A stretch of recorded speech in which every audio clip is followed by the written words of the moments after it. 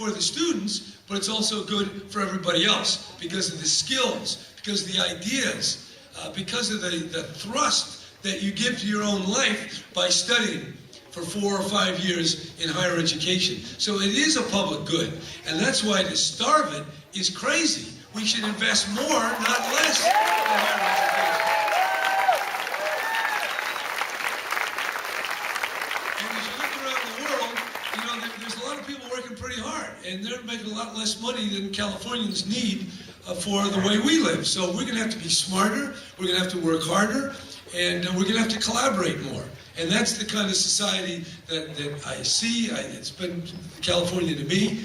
And I have to say about the university, when I went to UC, actually went to Santa Clara, then I went to UC, and the tuition was about $125 a semester. When my mother went there, and that was about 28 years before me, it was $22. So in 22 years, it went from 22 to 125. Now, where it's going from 125 to whatever, it's huge, thousands and thousands. So we got to get the word out that you are the future, and you're going to contribute back so many more times than the taxpayers support you in getting all this wealth, because the wealth is in your mind. It's not just in the ground and minerals, it's in the mind of creativity. Okay? So it's really important that we figure out the budget and we make sure we spend the money on the right things and we do it effectively and we channel it into investing in the future. And I have to tell you, after I left the governorship, and it's a long time, most of you weren't born, they built 22 prisons and 1 state college. Okay, now that costs a lot of money. So we got to get our priorities right. We want to invest in building, not just in, correcting or incarcerating. And I'm really committed to public safety, very much so. I'm the Attorney General, I know it very well. But I'm really committed to making sure that each one of you get what you want and don't come out of here so mortgaged with student debt that you can't do all the other things you'd like to do. Now, let me just say a couple of things about the campaign, because it's a contrast. I mean, she put 170 million, and I put a fraction of that in. Okay? You think so? Well, if she's wasting her money in the campaign, what might she do with our money if she ever got elected?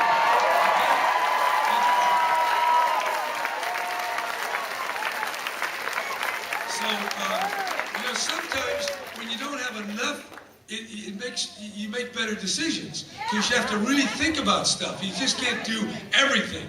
Whatever I want, I'm doing. Doesn't work that way. You've got to make clear choices. You need clarity. You need to really pay attention. And that's what we've had to do. And during the campaign, we didn't spend money. We had very few people, a handful of actual paid staff, most of them volunteer. And everybody was saying, where's your campaign? What's happening? Do something. Well, we waited till Labor Day. And now you've seen, and the results are coming in, and it's pretty darn good. So let me just say three things. Know-how, values, and vision.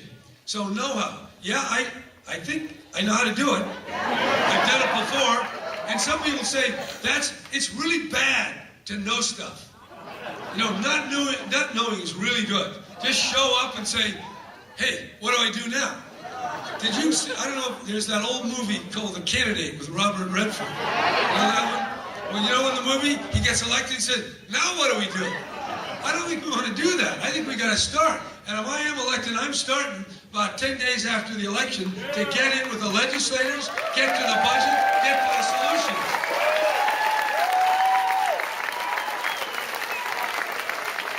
And by the way, I like to say, I have an insider's mind, but I have an outsider's knowledge. No, wait a minute, I said that wrong. I have insider's knowledge, but I have an outsider's mind. That's right. Let me tell you what that's all about. When I was studying to be a Jesuit priest, we were in the order, we were cloistered away, we had no television, no radio. We were just praying and picking grapes and cleaning toilets and studying Latin and all that kind of stuff. And they used to say, you are going to be in the world, but you're not going to be of the world. And that creates a certain distance because you want to save the world, but you don't want to get caught up in some of the bad things, okay? Well, when I talk about politics, I feel I'm in it, but I'm not exactly of it. Now that's a little hard to believe, I admit that. But I do have a sense of it, because when I was growing up, my father was running for office all the time. And so what I decided was, hell, I'm going to go become a priest. I don't like all this politics, and kissing babies and getting your picture taken, and shaking hands with people you don't want to shake hands with. But you know what? I decided it's not so bad after all. So I've gotten used to it. But it's always a struggle. And I do know. I've thought a lot. I've seen it. I know the good, the bad, and the ugly. And politics is like human beings. We all got flaws. The older you get, the more you know, you can make mistakes, you can have dumb ideas, you can do bad things. But we get up and we get off our feet and we make it better. And that's what we have to do in California. We have to do it in our lives, our collective lives. So knowing is a good thing. Now let me say something about values. Meg's key economic plan is to cut the capital gains tax. And I want to say something clear about that. The capital gains tax is paid 82% by the top 1%. And to be in the top 1% of income earners, you need to earn $500,000 a year. That's 82%. Then if you add the top 4.5%, it's about 92% of the people who pay the tax. So when you give them an elimination of that, you enrich the people who are already at the top. I mean, they've got everything. In fact, you know the proof of how much, I asked Meg Whitman, I said, Ms. Whitman, how much are you going to get if we abolish the capital gains tax? You know what she said? So I don't know. Well, if you don't know, why are you so bothered about it? Why do you want it? If nobody knows it, how can it be an incentive to get rid of it? Okay, think about that. So, the money, here's the other point, that the tax that's being paid, this year will be about $5 billion. In a good year, a few years ago, it was $11 billion. And as the economy comes back, that's the money we're counting on to be able to pay back the schools that we've been cutting back for the last few years. Don't take it away.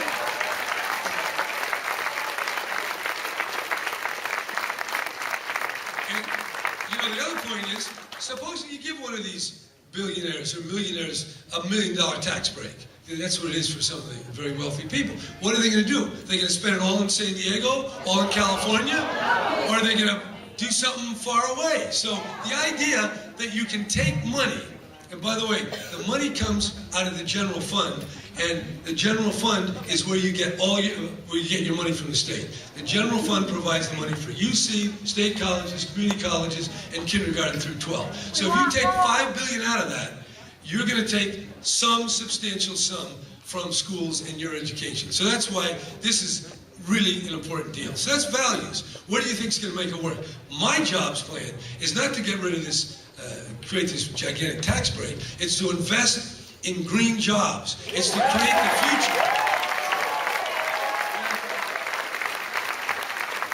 Now, Whitman was saying it's no big deal. What are green jobs? It's just a few percent. And I was thinking, I go back and I study things in California. In 1940, there were very few people working in building planes and ships. And then with World War II came along, Franklin Roosevelt said, we want this country to make 40,000 planes a year. And actually, by 1944, we were making double that. And then the ships, they were making Liberty ships every 90 days. It was amazing. And lo and behold, 300,000 people that never had these jobs in 1940 were working and building ships and building airplanes. This is a big deal that then spawned aerospace and the whole manufacturing base. If we invest in solar on rooftops, in the desert, and wind, we can create the jobs. And then, even more important, there's so much energy that leaks out of buildings. And if you retrofit those buildings, you really fix them up, that takes hundreds of thousands of people. We can do that right away, and then we save money. So you're basically, instead of sending so much money to Texas to buy their natural gas, or to Saudi Arabia, or Venezuela, or Nigeria. We can take our own fuel, the sun and the wind and the steam from under the ground, and we can fuel our economy. That's the future. That's what I want to do.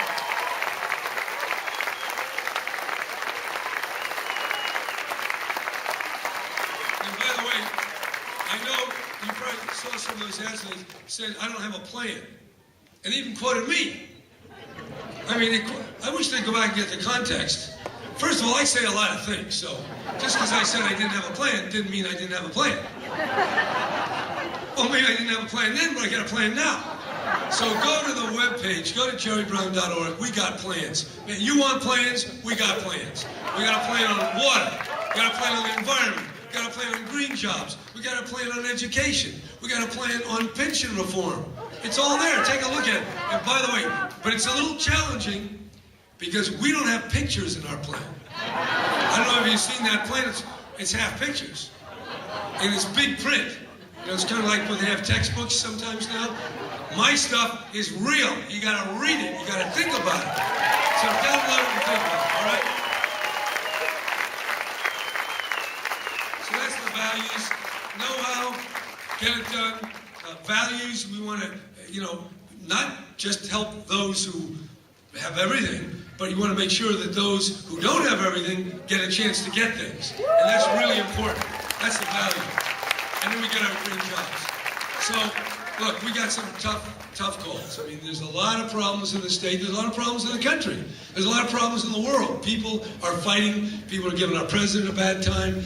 And the real key here for California, as well as the country, is that we have to look into our hearts and our souls, and we got to figure out what we need to do, and we got to do it together. And there's a big future. There's enough in the world. Gandhi once said, there's enough for our need, there's just not enough for our greed. And that's a very powerful idea. There's enough for our need, and we can take care of our needs. And when people talk about the health care bill, yeah, the health care bill's got problems. It's a huge deal. And then people have been trying to get a health care bill since Harry Truman was president. So we finally got one. And I wish the Republicans would say, okay, we see some problems here, cost containment, whatever. We want to help you. That's really the spirit. Let's get both parties pulling together to solve the very difficult problems. Okay? That's the way I see it.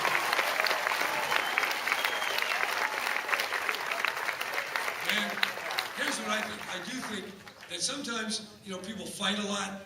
Maybe, you fight, people have wars, and at some point they get tired. They say, let's do something else. And I really feel that the breakdown in the state government, the breakdown is now going on long enough that people are really ready for a breakthrough. And that's what I'm determined to create over the next 4 years, with your help, okay?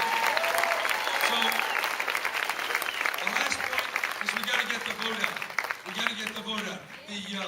My opponent, because she has more money than Croesus. Remember who Croesus was? Go check it out on Google, will you? The guy had a lot of gold. Everything he touched turned to gold, which turned out to be quite a problem, by the way. Very hard to eat under those circumstances. And I think maybe my opponent's running into some of the same problems. But in any event, they have all these telephone calls in Cantonese and Tagalog and all this stuff. But we don't have all that. So we're depending on you, and we got to get the vote out.